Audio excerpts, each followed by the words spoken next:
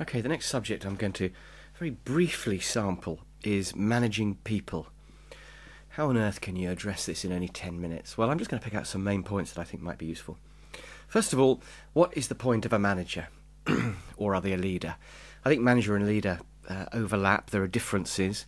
I think ideally you should think of yourself as both.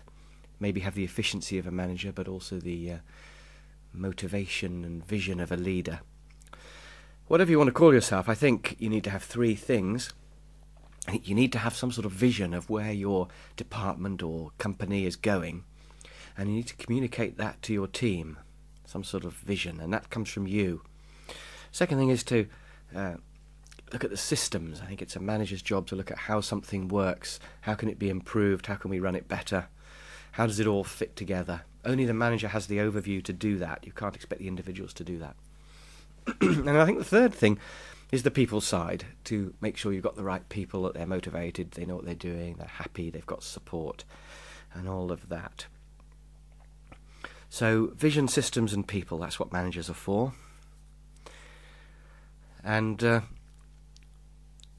not going to say all that much about vision. I think that's really a personal thing, but it is important to have, and I would like to just say that yours needs to fit into the overall vision for the company. And you need to know what that is so that you can work out what your part is going to be. The only thing I'd say about systems is that you do need to stand back and look at them and analyse them. And if things go wrong, it's important to ask why. I like the idea of the 5 whys, a Japanese idea, where you keep asking why till you get to the root cause of the problem. So don't just blame the first person because they got it wrong. Maybe they weren't trained. Why weren't they trained? Because there isn't any money. Why isn't there any money? So the idea of systems thinking is to dig right down to the root cause of problems. But most of this segment on managing people, I want to just focus on the people side of things. And I think if there is an essence of managing people, it's to try to build them up, try to find their good qualities and encourage those, find their strengths and build on those. If they've got weaknesses, encourage them and coach them and try to help them with that. But also possibly to share out the different tasks amongst the team so that people aren't forced to try to use their weaknesses too much.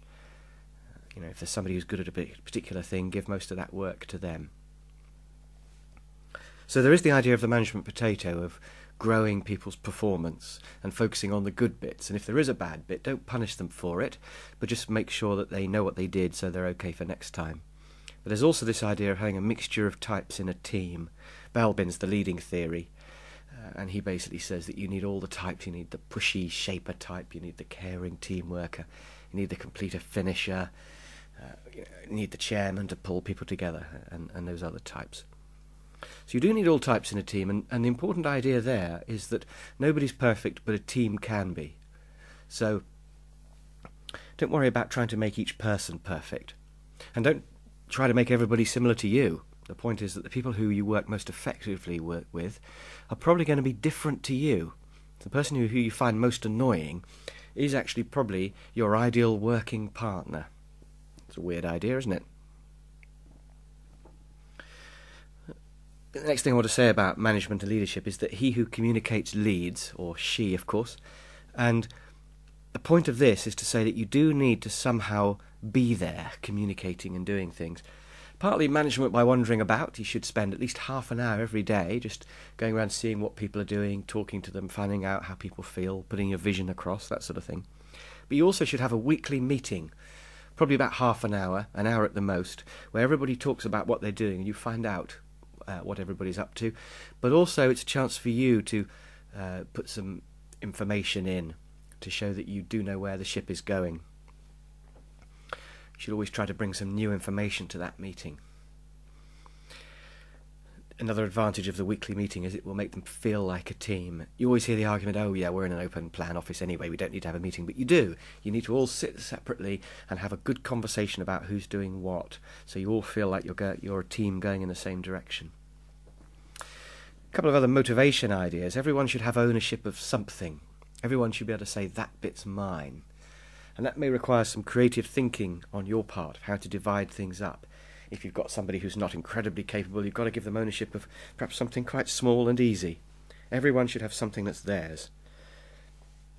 Also, everyone should have a challenge, something they're working on that's going to push them, that's difficult. And remember to be supportive. You give them the challenge and you say, look, if you find it difficult or you think you're going to fail, feel free to come to me. And if in the end it doesn't work out, well, at least we've done our best. So it should be a supportive challenge type environment. A good way to do it is to let people set their own challenges as well. Ask them what they think they can achieve and help them go for it. And these are really types of delegating, aren't they? Giving people challenges and ownership. And the essence of delegating is to give them responsibility for doing it. Let them decide how to do it. Don't interfere. Don't tell them how to do it, even though you probably know. You must let them decide. If they're doing it differently to you or not quite as well, you must let them continue doing it their way. I read somewhere that if they're going to be 70 or 80% as good as you, then that's good enough. Clearly, if they're only doing it 50% as well as you would have done it, then you do have to get in there and coach them and help them. But that's really a last resort, because that's interfering and taking it back off them.